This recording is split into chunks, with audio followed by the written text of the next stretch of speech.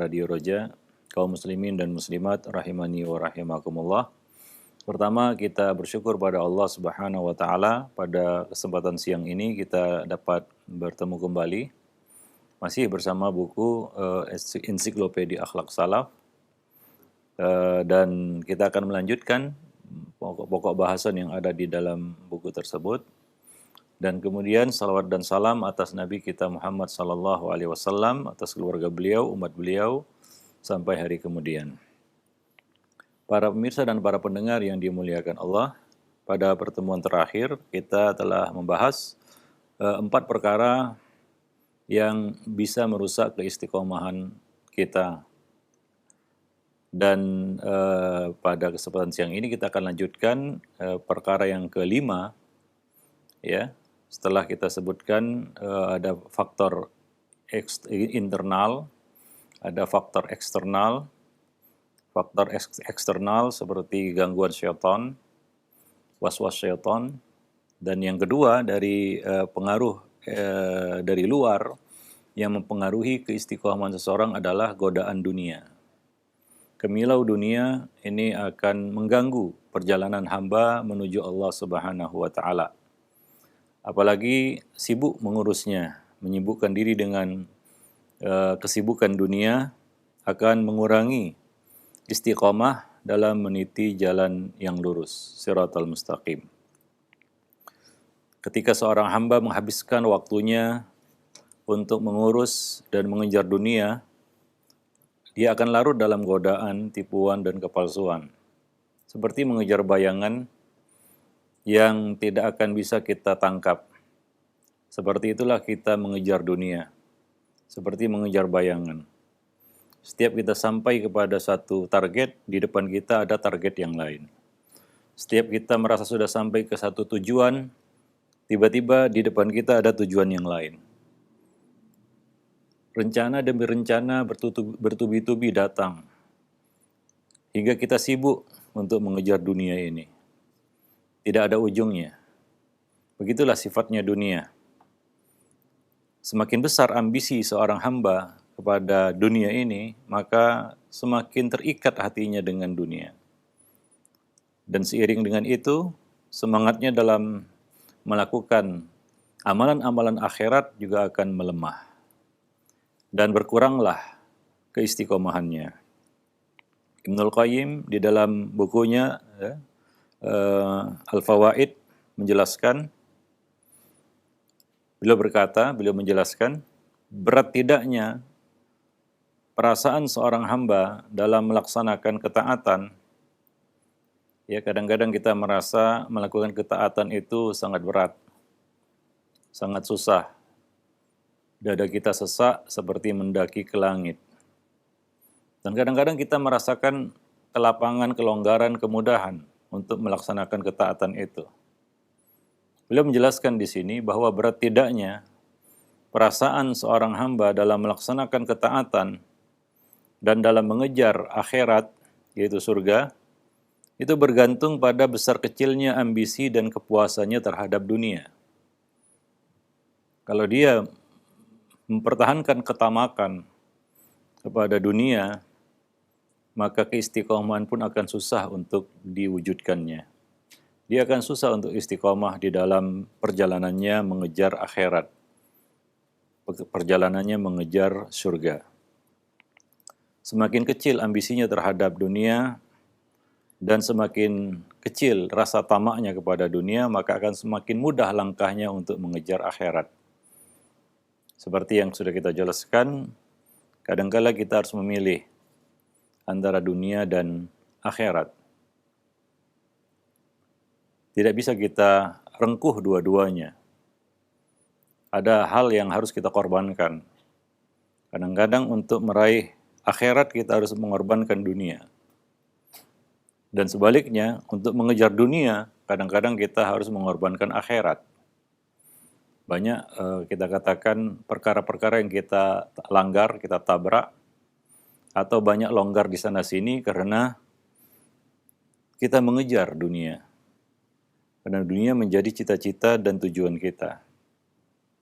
Seperti kata Nabi SAW dalam sebuah hadis, man kanatid dunya hammahu faraqallahu alaihi syamlahu.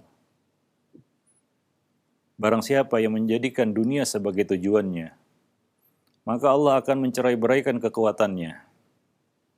Wa ja'alal faqra baina ainai, dan Allah akan jadikan kefakiran terpampang di depan matanya.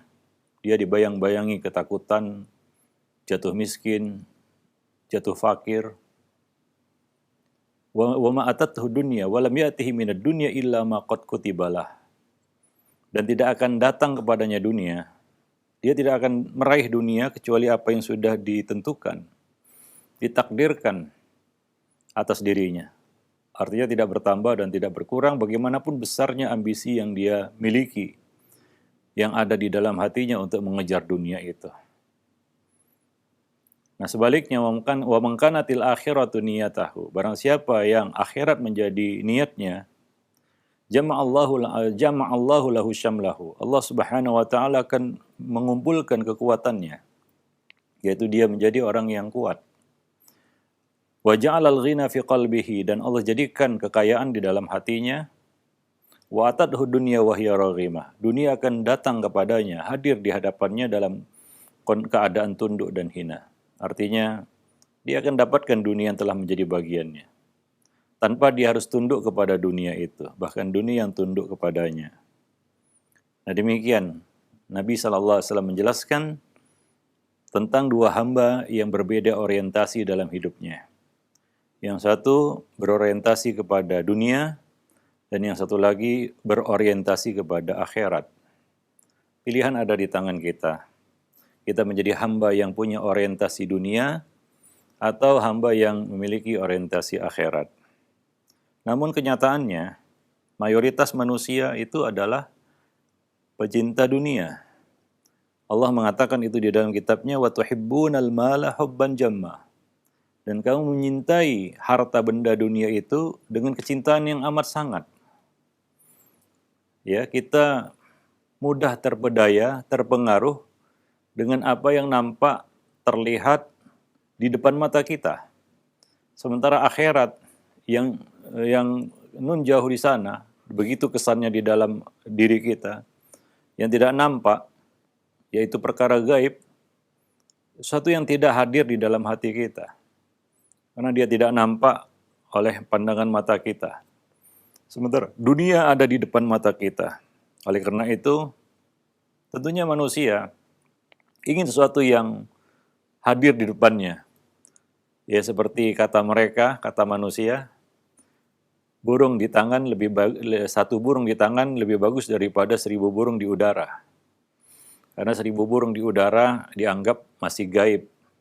Sementara satu di tangan itu sudah jelas dalam genggaman. Begitulah cobaan dunia ini.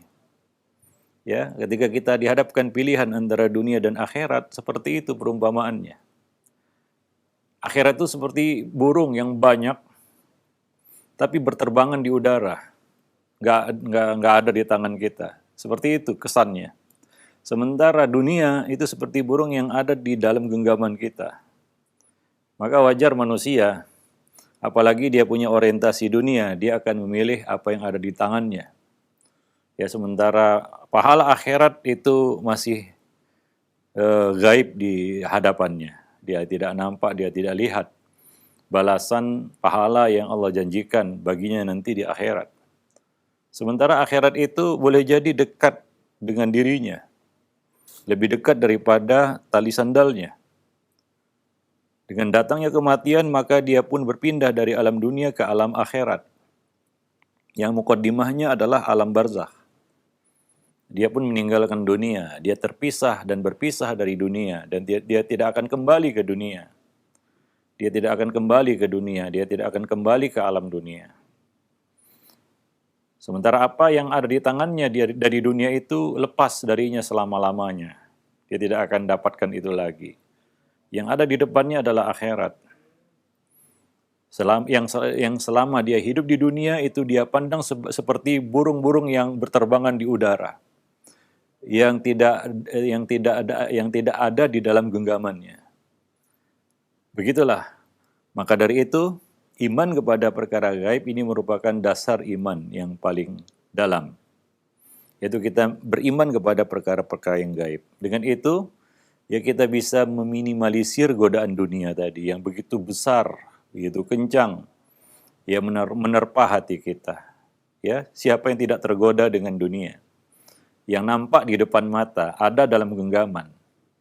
Ya, sepertinya bisa kita kejar. Walaupun kenyataannya orang-orang yang mengejar dunia, mereka letih mengejarnya dan mereka tidak mendapatkannya. Demikian para permisa dan para pendengar yang dimuliakan Allah. Dan Allah juga mengatakan dalam ayat yang lain dalam surat Ar-Ra'd ayat 26, "Wa farihu bil hayatid dunya wa mal hayatud dunya fil akhirati illa mata'." Manusia bergembira dengan kehidupan dunia. Padahal kehidupan dunia hanyalah kesenangan yang sedikit dibanding kehidupan akhirat. Ya, kesenangan yang sedikit. Mata'un qalil. Kesenangan yang sedikit. Kesenangan yang singkat. Ya, dibandingkan dengan akhirat, kesenangan yang banyak, kesenangan yang abadi. Ya, tidak fana. Tidak akan sirna, tidak akan punah dan tidak akan berhenti. Nah, inilah yang ditakutkan Nabi SAW sebenarnya atas umat beliau, yaitu godaan dunia yang akan menghancur leburkan keistiqomahan mereka, sehingga mereka meninggalkan iman.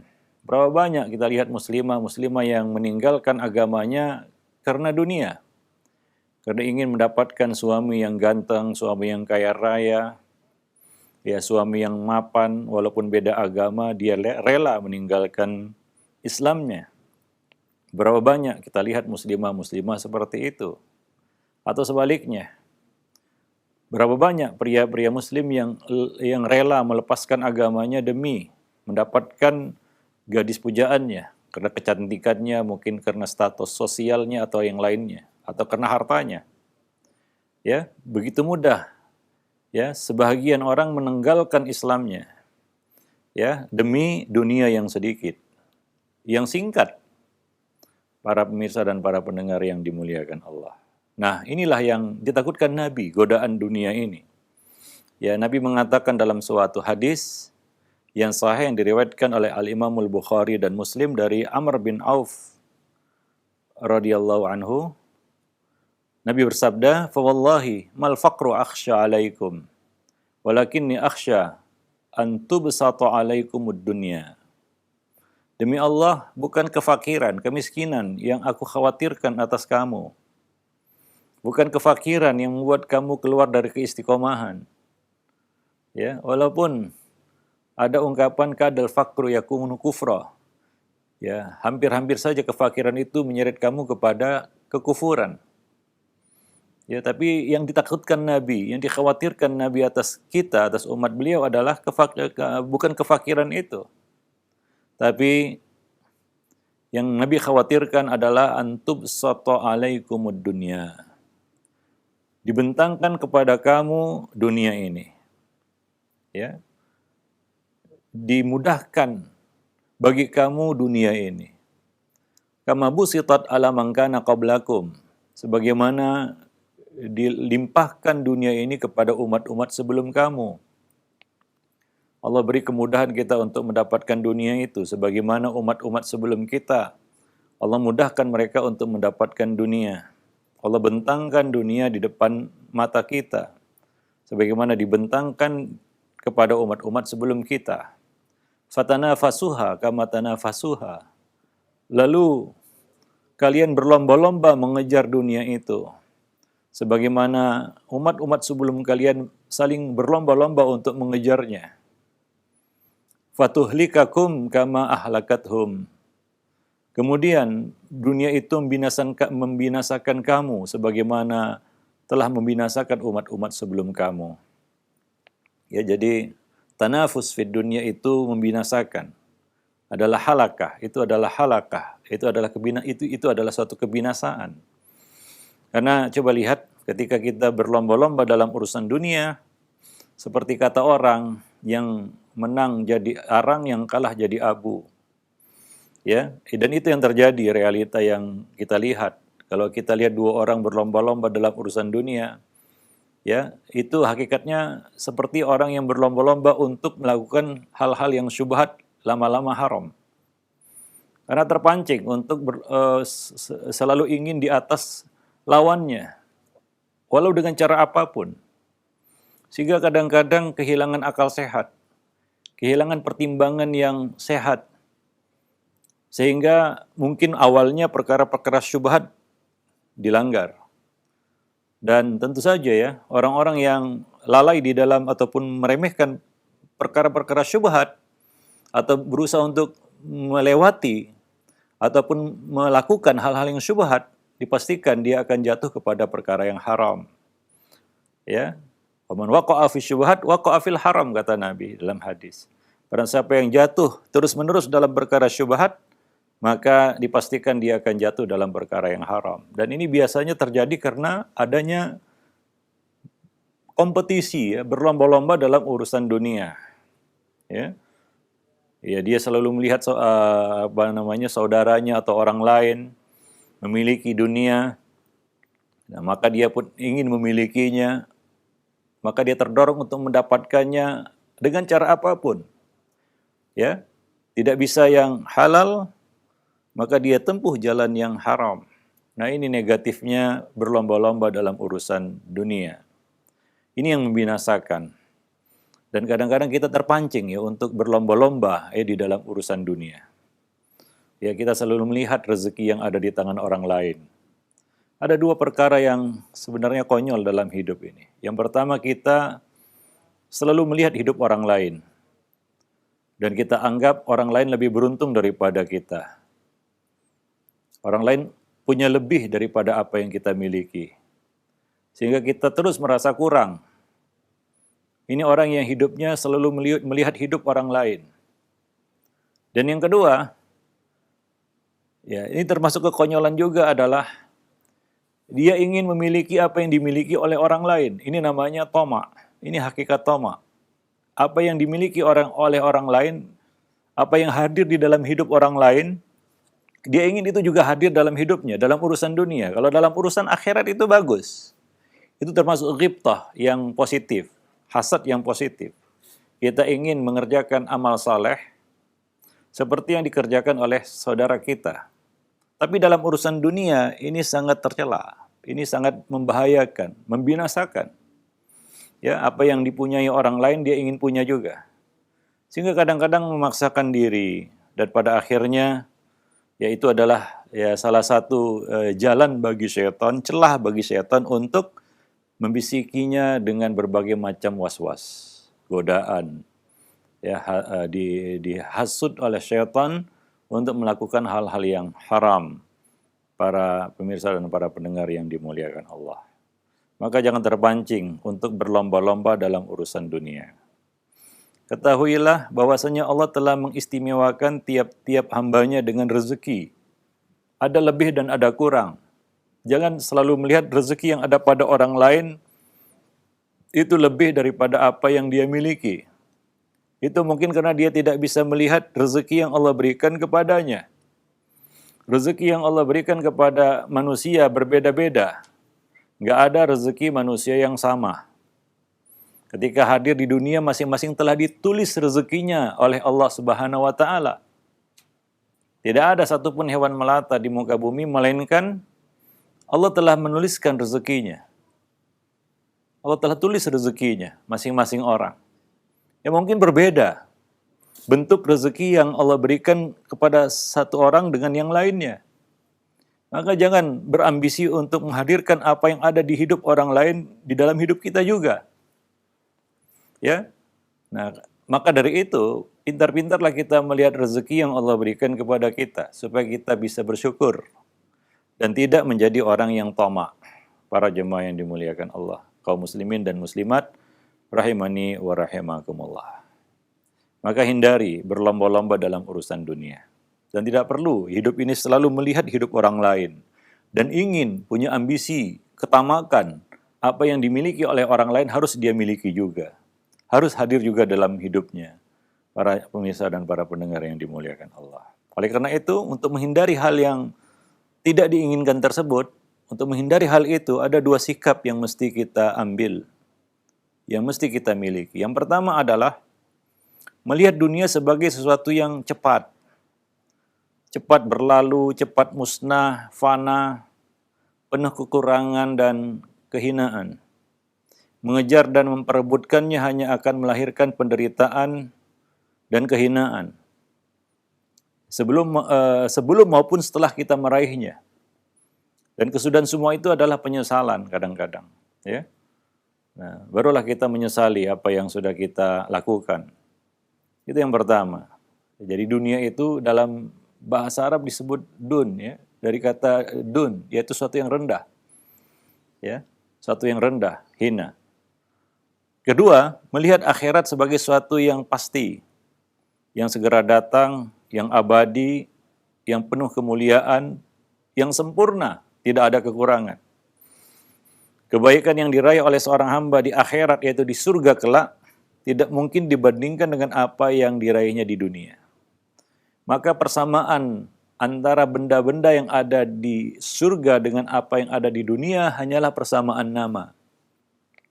Kalau kita bangun istana di dunia, mungkin istana yang paling megah yang pernah dibuat manusia, ya, dan kita anggap ini adalah miniatur surga, maka ketahuilah bahwa yang ada di surga, istana yang ada di surga itu tidak seperti yang kita bayangkan itu, tidak seperti yang kita buat itu. Karena sifat dari kenikmatan surga itu seperti yang digambarkan oleh Nabi SAW adalah fiha ma la ainun ra'at wa la udhunun sami'at wa la khatara ala qalbi bashar. Di dalamnya terdapat kenikmatan yang tidak pernah terlihat oleh mata manusia, tidak pernah terdengar oleh telinga mereka, dan tidak pernah terlintas dalam hati mereka. Kalau masih terlintas, masih terlihat, masih terdengar, maka nikmat surga bukan seperti itu.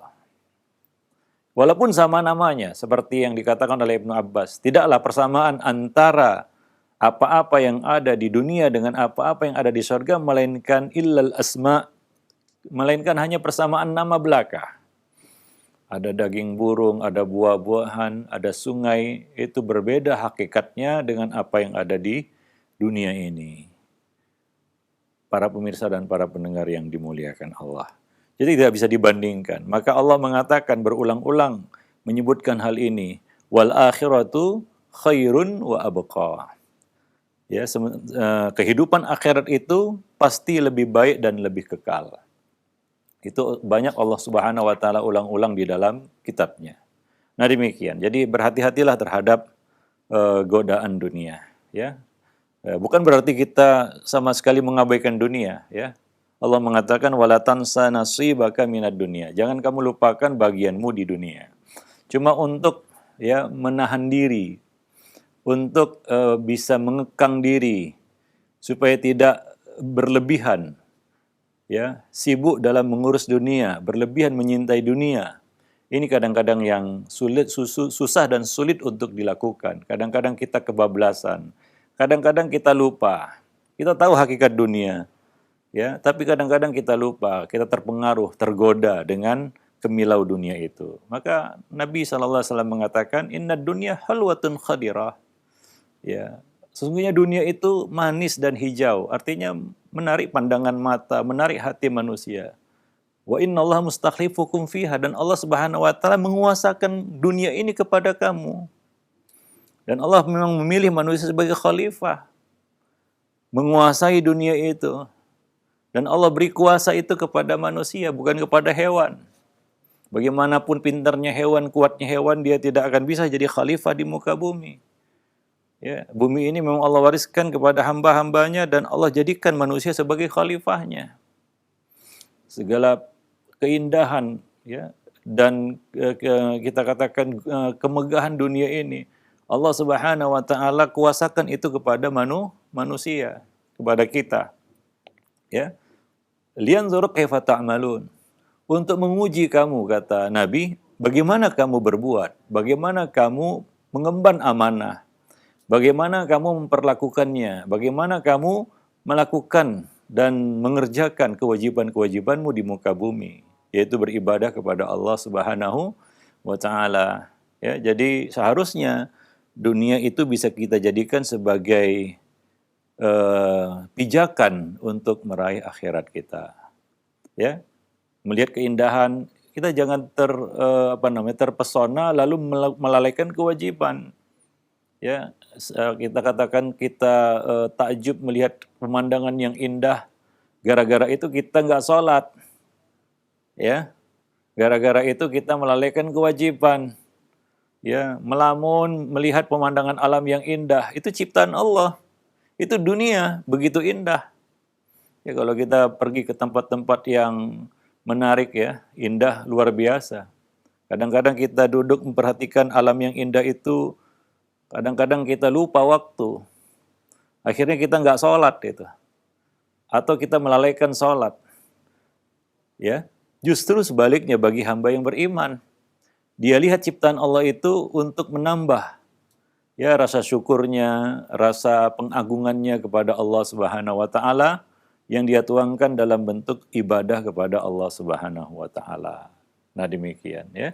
Itu tidak melalaikannya. Dunia yang indah ini tidak membuat dia lalai. Bahkan itu sebagai pijakan baginya untuk bisa lebih dekat dan lebih bersyukur kepada Allah Subhanahu wa taala. Para pemirsa dan para pendengar yang dimuliakan Allah. Baik, yang berikutnya yang terakhir di sini yang keenam, ini faktor eksternal juga ya, pengaruh luar yang bisa mempengaruhi ya keistiqomahan seseorang adalah pergaulan yang salah. Ya, sahabat, rekan, teman yang buruk lagi jahat. Lingkungan dan pergaulan itu memberikan pengaruh yang besar ya bagi seseorang. Teman yang jahat adalah perusak paling berbahaya. Maka Islam melarang umatnya bergaul dan bermajelis dengan orang-orang yang jahat. Ya. Sebab seseorang itu bisa tertular ya dengan keburukan, kejahatan orang-orang yang ada di dekatnya. Kalau kita bergaul dengan orang yang suka menipu, lama-lama kita juga akan tertular sifat tersebut.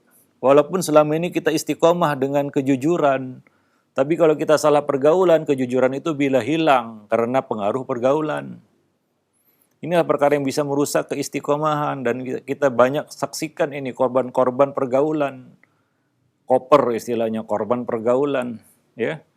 Karena temannya akhirnya dia kita katakan keluar dari ketaatan, ya berubah penampilan, berkurang ya ketaatan ya karena lingkungan dan pergaulan. Karena ya seperti yang dikatakan bahwa perkara-perkara yang buruk, akhlak yang buruk, perilaku yang buruk, tabiat yang buruk itu lebih mudah menular daripada yang baik.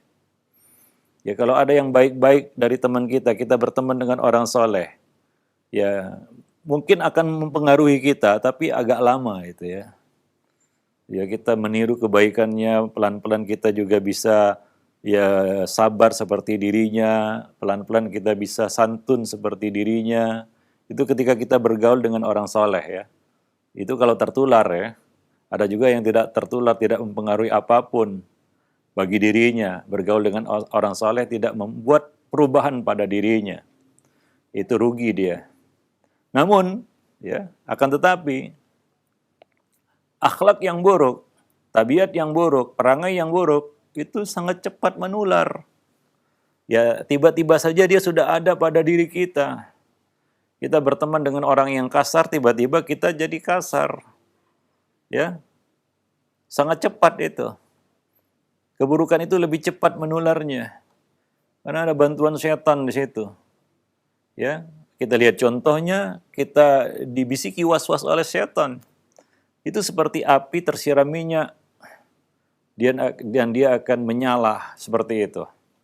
Itu berbahayanya pergaulan yang buruk ya. Maka kita punya hak untuk memilih pergaulan.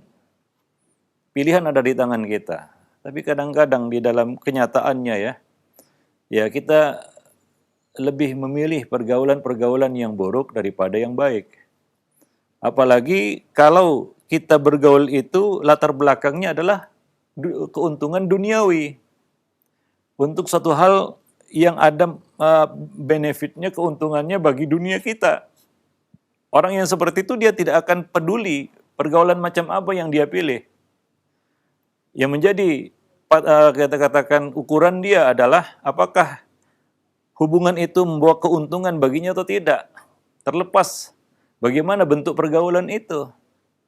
Ya tentu saja bergaul dengan orang-orang saleh.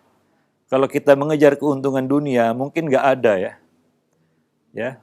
Mungkin nggak ada. Secara duniawi kita nggak dapat keuntungan apa-apa. Ya, apalagi tiap hari kita dengar nasihatnya, kita dinasihati, kita diceramahi, ya kita diperingatkan, ya, dan hal-hal lain yang mungkin nggak enak bagi jiwa kita, bagi hati kita. Sementara keuntungan duniawinya nggak ada. Ya, berbeda halnya dengan teman-teman yang buruk tadi.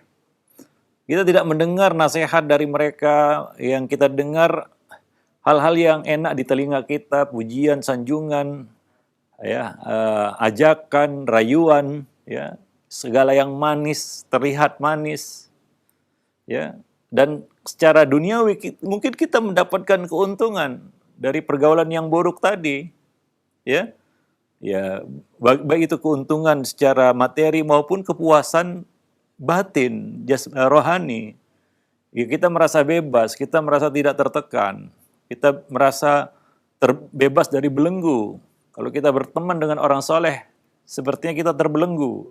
Kita harus jaga sikap, kita harus jaga kata-kata, kita harus jaga perilaku, ya, nggak sembarangan. Tidak seperti mungkin teman-teman yang jahil atau awam yang mungkin nggak ngerti agama, ya, bahkan mungkin jelas-jelas buruknya. Ini semua kita tidak dapatkan itu. Sehingga ya di dalam kenyataannya orang itu lebih suka bergaul, mencari pergaulan seperti itu. Nah, ini bagi orang yang membuka satu hubungan orientasinya adalah dunia. Maka mungkin orang soleh itu hanya sebatas kenal saja. Wah, saya kenal si fulan orang soleh. Tapi dekat, dia pikir-pikir dulu. Dekat dengan orang soleh, dia pikir-pikir dulu. Ya, dia hitung-hitung dulu, ya. Nah, demikian. Apalagi ya misalnya buat grup, wah jangan masukkan itu. Dia orang soleh, nanti kalau masuk kita nggak bisa bebas. Nah, seperti itu. Rata-rata komunitas WA apa seperti itu dia. Wah jangan, si fulan jangan dimasukkan di situ. Kalau masuk nanti isinya nasihat semua. Kita nggak bebas gini gitu, bicara yang ngelantur sana sini nggak bebas. Kan seperti itu dia. Ya, rata-rata komunitas di WA, di manapun, di media sosial seperti itu. Ya, maunya apa? Wah itu untuk komunitas ustadz semua begitu. Yang awam-awam semua gitu, jangan campur nanti nggak bebas. Kan seperti itu ya. Ujung-ujungnya seperti itu jadinya. Para pemirsa dan para pendengar yang dimuliakan Allah. Ya itu ya memang seperti itulah kenyataannya ya. Lingkungan dan pergaulan itu sangat menentukan. Maka kualitas seseorang itu ya, agama seseorang itu bisa dilihat dari siapa teman karibnya. Seperti kata Nabi SAW, ya, almaru ala dini khalili. Seseorang itu berada di atas agama teman dekatnya. Falyandur ahadukum mayukhalil. Maka coba perhatikan, dengan siapa kamu berteman karib? Nah, di sini Nabi perintahkan kita untuk falyandur, untuk menadhar. Seperti kita menadhar calon istri yang akan kita jadikan pasangan hidup. Seperti itulah kita menadhar teman, supaya kita jadikan dia sebagai teman hidup, dia sebagai sahabat selama hidup kita. Perlu nadhar di sini, yaitu kita perhatikan ya bagaimana dia, bagaimana agamanya. Nah, itu perintah Nabi SAW. Karena kita akan terpengaruh. Karena seorang itu kata Nabi, ala dini khalili. Di atas agama, din di sini bisa diartikan juga kebiasaan, ya. Ya, kebiasaan, tabiat, perilaku, perangai teman karibnya, para jemaah kaum muslimin dan muslimat yang dimuliakan Allah. Ya, dan ini karena manusia itu memiliki tabiat suka meniru, latah. Ya, itu sifat manusia. Kata Ibnu Taimiyah, ya, an-nas ka'asrabil qata. manusia itu seperti rombongan burung. Artinya dia akan terbang bersama burung yang sejenis dengannya. Ya, burung gagak nggak mau terbang dalam rombongan burung elang, itu bunuh diri dia. Dia akan cari burung gagak juga. Burung merpati tidak akan mungkin terbang bersama rombongan burung gagak. Apalagi burung elang, dia jadi santapan. Nah, seperti itu manusia, seperti rombongan burung tadi. Dia akan melihat yang sejenis dengannya. Ya, maka kalau kita selalu terdorong hasrat kita untuk berteman dengan orang-orang yang tidak baik dan kita tahu mereka tidak baik agamanya, mungkin yang perlu dipertanyakan adalah diri kita. Ada apa dengan saya? Mungkin saya juga sama dengan mereka. Ya, mungkin saya sama buruknya dengan mereka kalau ada dorongan hasrat untuk lebih memilih pergaulan-pergaulan yang buruk tadi. Para pemirsa dan para pendengar yang dimuliakan Allah. Ya, nah jadi seorang itu punya tabiat, manusia itu punya tabiat untuk meniru. Latah itu adalah tabiat manusia. Maka ya seorang muslim, ya dia berteman, bergaul dengan orang-orang saleh karena dia ingin meniru kesalehannya. Ya, bergaul dengan para penuntut ilmu itu akan menggerakkan jiwa untuk ikut serta menuntut ilmu. Bergaul dengan orang-orang zuhud akan mendorong kita untuk bersikap zuhud. Bergaul dengan orang-orang yang warok, kita akan terbawa-bawa, terikut meniru kewarokannya. Bergaul dengan orang yang qanaah, kita ikut jadi qanaah. Sebaliknya ya, bergaul dengan ahli bid'ah, lambat laun kita akan membenarkan bid'ahnya. Paling tidak kita akan katakan, jangan cepat-cepat menyalahkan orang, dia juga ada dalilnya. Seperti itulah bunyinya. Ketika seorang menjadikan ahli bid'ah sebagai temannya, ya, walaupun awalnya dia bukan pelaku bid'ah, tapi lama-lama akan muncul pembelaan kepada temannya ini. Ya, dengan kata-kata seperti itu, ya, lama-lama bisa jadi dia ikut bid'ah tersebut. Ya, dia ikut ritual-ritual bid'ah itu. Ya, kalau kita berteman dengan ya pengikut hawa nafsu, ya, maka kita akan terjerumus juga dengan kebiasaannya. Ya, bergaul dengan orang yang sombong, kita ikut-ikutan jadi sombong. Bergaul dengan orang yang temperamental, kita ikut-ikutan juga ya jadi orang yang temperamental, sedikit-sedikit marah karena begitulah yang dia lihat dari temannya, ya. Nah, bergaul dengan orang-orang yang tidak menjaga lisan, akhirnya kita ikut-ikutan juga ya menjadi orang yang tidak selektif di dalam berkata-kata karena mengikuti teman. Para pemirsa dan para pendengar yang dimuliakan Allah. Nah, ini akan merusak keistiqomahan seseorang, mengubah seseorang, ya. Nah, demikian. Oleh karena itu, ya, seseorang harus memilih sahabat yang membawa kebaikan dan manfaat ukhrawi. Dan berhati-hati menjauhi teman-teman yang jahat. Ya. Nah, Sufyan Ats-Tsauri mengatakan, tidak ada sesuatu yang bisa merusak seseorang atau sebaliknya memperbaiki seseorang melainkan temannya sendiri. Melainkan orang yang ada di kanan kirinya, di sekitarnya, di sekelilingnya. Ya, Qatadah berkata, demi Allah, kami melihat manusia selalu mencari teman yang setabiat dan sejenis dengannya. Oleh karena itu bertemanlah dengan orang-orang yang saleh, hamba-hamba yang saleh, agar kamu menjadi seperti mereka. Ya, kalau ada dorongan kita untuk mencari teman-teman yang saleh, ini mungkin salah satu modal kita untuk jadi orang soleh. Tapi kalau dorongan hasrat kita mencari orang-orang yang fasik, ya jangan-jangan kita sebenarnya sama seperti mereka. Ya, kita mencari rombongan yang sama dengan diri kita, itu sama-sama fasiknya, begitu. Nah, demikian. Fudail bin Iyad mengatakan, tidak pantas bagi seorang mukmin duduk bersama dengan sembarang orang. Ya, kenalan sih boleh. Kita kenal, punya banyak kenalan, kenal fulan, tapi sebatas kenal saja. Menjadikan mereka sebagai teman dekat, nah ini perlu nadhar. Ya, seperti yang kita sebutkan, perlu nadhar, perlu diteliti. Ya, apakah dia layak untuk saya jadikan, saya angkat sebagai teman dekat, sebagai teman karib, atau hanya sebatas kenal saja. Ya, Nabi juga banyak kenal orang Yahudi, kenal orang Nasrani, ya bahkan kenal sebagian orang-orang musyrik, orang-orang kafir, kenal. Bahkan Nabi kenal dengan orang-orang munafik. yang nama-nama mereka beliau rahasiakan kepada Nabi, rahasian kepada Hudzaifah ibn Yaman, ya.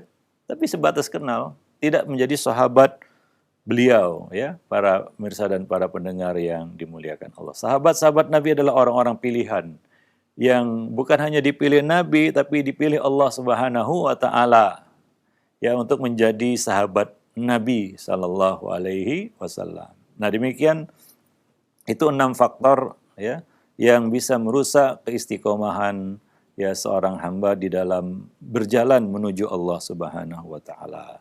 Mudah-mudahan bermanfaat bagi kita semua, khususnya bagi saya, ya. Jadi lebih dan kurang saya mohon maaf. Aqulu qouli hadza astaghfirullah li wa lakum lisairil muslimin innahu huwal ghafurur rahim. Nah, jazakallahu khairan wa barakallahu fikum Ustaz atas penjelasan materi yang sangat bermanfaat sekali di kesempatan ini, masih berkaitan dengan hal-hal yang merusak keistiqomahan. Nah, ikhwata Islam azakumullah, saatnya kami membuka sesi tanya jawab. Silahkan bagi Anda yang ingin bertanya dapat mengirimkan pertanyaan melalui pesan singkat. Baik, kita awali pertanyaan dari pesan singkat yang sudah masuk.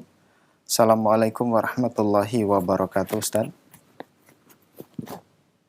Ya, Ustadz, benarkah ada tuntunan sholat sunnah istiqomah supaya bisa terus istiqomah dan iman tetap terjaga dan bisa terjauhkan dari kemaksiatan? Mohon nasihatnya, Ustadz. Syukur. Ya, kalau ditanya tentang sholat khusus untuk istiqomah nggak ada, ya. Ya, tidak ada sholat seperti sholat taubah dan ya tentunya semua ketaatan yang kita lakukan itu adalah ikhtiar, ya, seorang hamba untuk bisa istiqomah. Ya, nah demikian. Ada doa yang diajarkan Nabi di sini, ya, yang doa yang sering dibaca Nabi, ya, selalu dibaca Nabi. Doa yang paling banyak dibaca Nabi Shallallahu Alaihi Wasallam yaitu ya muqallibal qulub, tsabbit qalbi ala dinik. Ya muqallibal qulub, wahai zat, ya Rabb yang membolak-balikkan hati, ya tetapkanlah, teguhkanlah hatiku di atas agamamu. Itu yang diajarkan Nabi, ya, kepada kita. Adapun sholat, wallahu alam saya tidak tahu ada sholat istiqomah namanya. Nah, cuma ya kita katakan semua ketaatan yang kita lakukan itu merupakan bentuk ikhtiar, ya, untuk bisa tetap istiqomah. Nah, yang terpenting di sini yang dianjurkan dan dikatakan Nabi juga adalah apa? Selalu dawam di dalam mengerjakan amal soleh. Itu yang terpenting untuk menjaga keistiqomahan. Dawam. Dawam di sini artinya kita katakan ya kesinambungan dari amal soleh. Ya, nah walaupun sedikit, ya, walaupun sedikit. Ini salah satu kunci bisa istiqomah, ya, di dalam beramal soleh, ya, di dalam ketaatan, di dalam ibadah, yaitu apa? Menjaga kita katakan menjaga konsistensi ibadah itu. Jangan mengejar kuantitas. Ya, artinya banyak-banyakan begitu, ya. Kadang-kadang memaksakan diri tapi cuma bertahan beberapa waktu saja. Nah, tidak itu yang diinginkan dan diharapkan Nabi. Dan Nabi mengatakan ahabbul amali ilallahi ma dawama alaihi sahibuha. Ya, amal yang paling disukai Allah adalah yang terus-menerus dilakukan oleh, ya, pengamalnya ataupun hamba tersebut, ya. Wa in qalla, walaupun sedikit, ya, walaupun sedikit. Tapi kita bisa konsisten mengerjakannya. Ya, contohnya ya sholat malam, walaupun 1 rakaat, walaupun dilakukan sebelum tidur. Tapi itu bertahan lama. Istiqomah kita mengerjakan itu dalam waktu yang lama. Bahkan kalau bisa ya sampai ajal menjemput kita. Walaupun cuma 1 rakaat dan walaupun itu dikerjakan sebelum tidur, ya. Seperti yang dianjurkan Nabi kepada Abu Hurairah, Abu Darda dan beberapa sahabat yang lainnya. Sholat witir sebelum tidur, ya. Terutama bagi orang yang susah bangun di malam hari. Mungkin itu tidak susah untuk dilakukan, tapi kalau bertahan puluhan tahun saja, ya, kita hitung puluhan tahun lah, ya. 10-20 tahun itu amal bertahan, itu lebih bermanfaat bagi jiwa kita daripada kita mengerjakan sholat malam 1 malam sampai berjam-jam, mungkin 2-3 jam, tapi hanya bertahan 1 bulan. Ya. Bulan berikutnya mulai kita tinggalkan. beberapa bulan ke depan sama sekali tidak kita kerjakan lagi. Nah, ini juga makruh hukumnya kita meninggalkan amal soleh sama sekali ya, yang sudah biasa kita rutin kerjakan. Wallahu alam bishawab. Itu salah satu cara untuk bisa istiqomah. Itu coba dari amal itu kita lakukan yang paling mudah. Ya. Jangan memberatkan diri kalau mau istiqomah. Kadang-kadang sebagian orang susah untuk istiqomah. Kenapa? Karena dia terpacu untuk melakukan yang berat-berat. Dan kemungkinan besar dia tahu dia tidak akan mampu mempertahankannya. Ya. Dia tidak akan mampu mempertahankan amal yang berat itu. Sehingga akhirnya dia patah, putus di tengah jalan. Ya, maka mulai dari hal yang mudah, yang lapang kita lakukan, ya, tapi dia bisa konsisten. Ya, misalnya menuntut ilmu. Ya, ada sebagian orang yang kita katakan berlebihan sehingga setiap hari mungkin ya habis ya waktunya untuk itu. Tapi itu cuma bertahan 1 tahun. Ya, tahun depan dia sudah hilang dari majelis ilmu. Ya, maka dari itu tahawul fil mau'idhah itu perlu.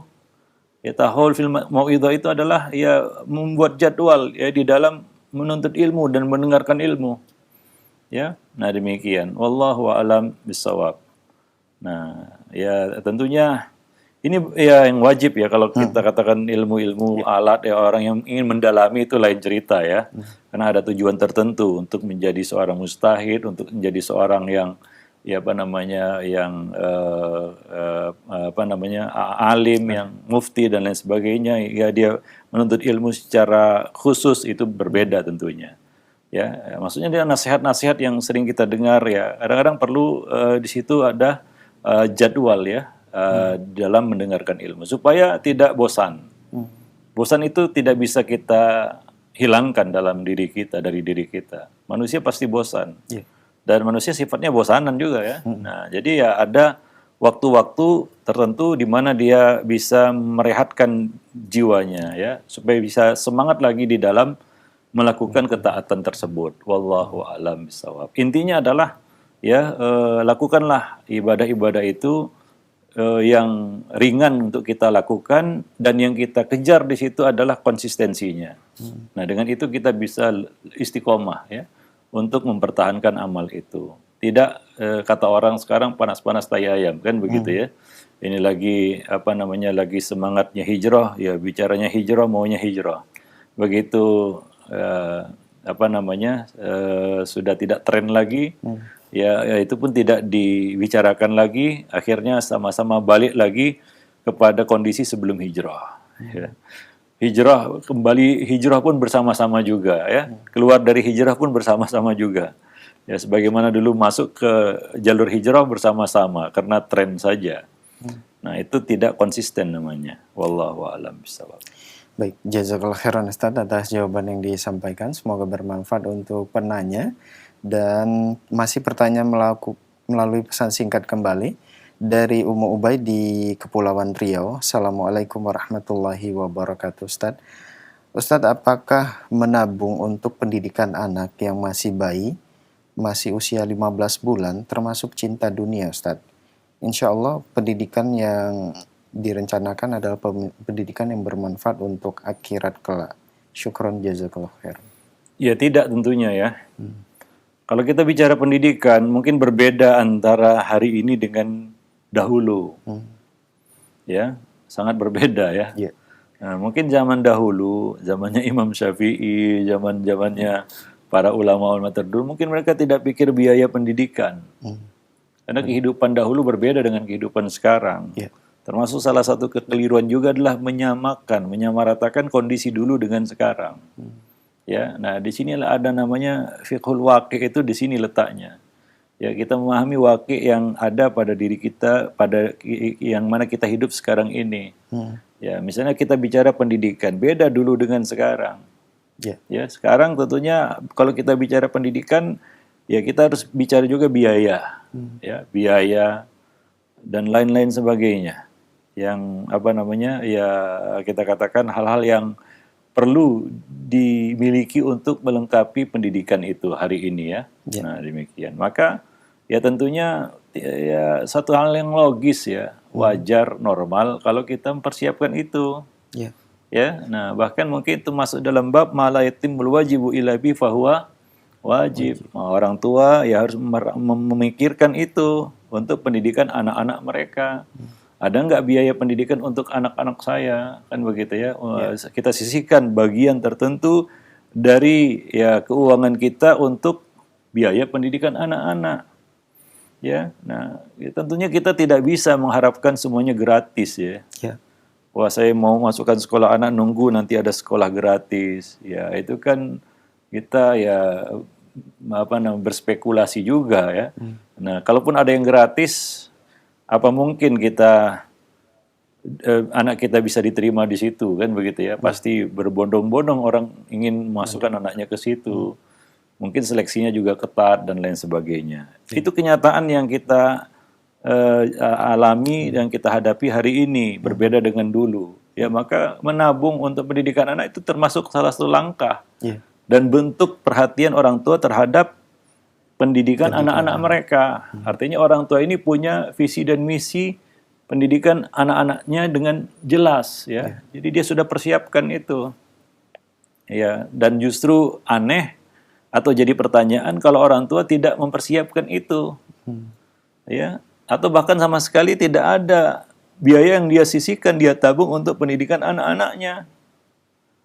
Nah, apa mau masukkan ke pondok kemudian gratis gitu? Enggak, artinya gratis di sini enggak bayar uang sekolah, enggak bayar uang pendidikan. Banyak juga yang punya tingkah seperti itu, ya. Dia masukkan anaknya ke pondok, dia enggak mikirkan biaya. Seolah-olah pondok berkewajiban untuk biayai anak itu. Ya tentu saja sekarang pondok juga nggak akan bisa berjalan tanpa biaya juga kan begitu ya. Nah demikian. Jadi ini yang harus dipikirkan oleh para orang tua.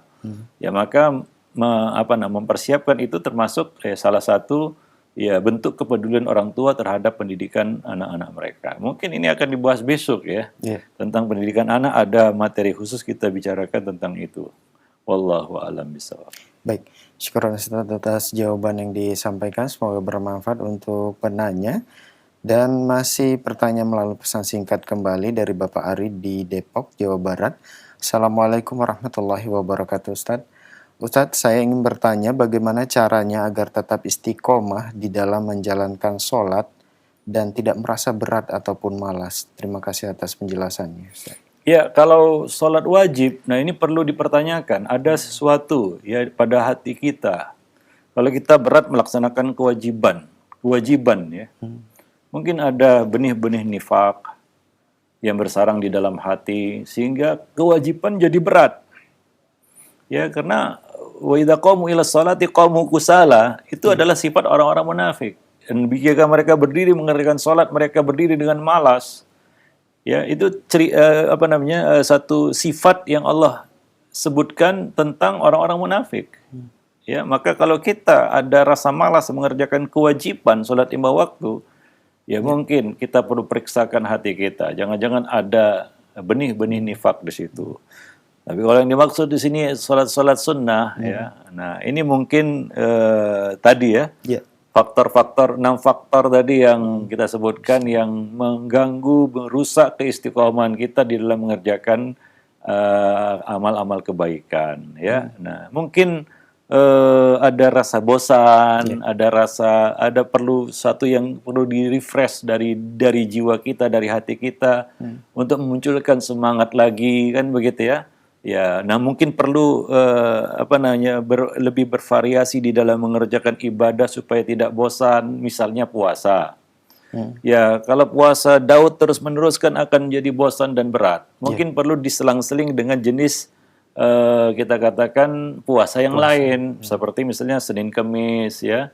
Kemudian mungkin perlu lebih lapang lagi kita pilih 3 hari dalam 1 bulan.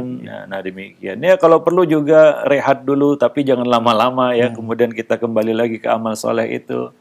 Nah ya kadang-kadang jiwa itu bisa istijam namanya. Istijam itu macet ya. Jam kata orang Malaysia. Macet dia. Jadi perlu diurai lagi ya. Nah demikian. Itu kalau amal-amal sunnah. ya itu wajar muncul seperti itu, ya. Nah, sholat juga demikian. Mungkin kita perlu variasi di dalam mengerjakan sholat-sholat sunnah, ya. Ya, sehingga mungkin lebih apa ya, lebih ringan bagi diri kita. Mungkin selama ini kita mengerjakan sholat malam ya, mungkin di akhir malam. Iya. Mungkin hari ini berat, mungkin karena menurunnya ke kondisi fisik kan begitu ya. Wah, kita kerjakan ya dalam kondisi yang sedang lemah ini ya, kondisi fisik kita kerjakan sebelum tidur. Iya. Ya 1 rakaat.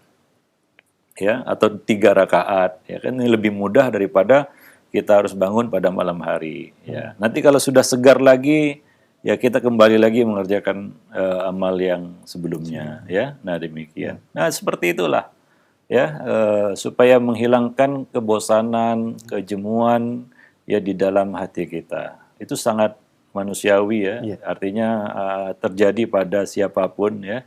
Nah, jadi perlu refresh atau perlu menyegarkan kembali ya hati yang macet tadi, hati yang jam tadi ya, istijam ya.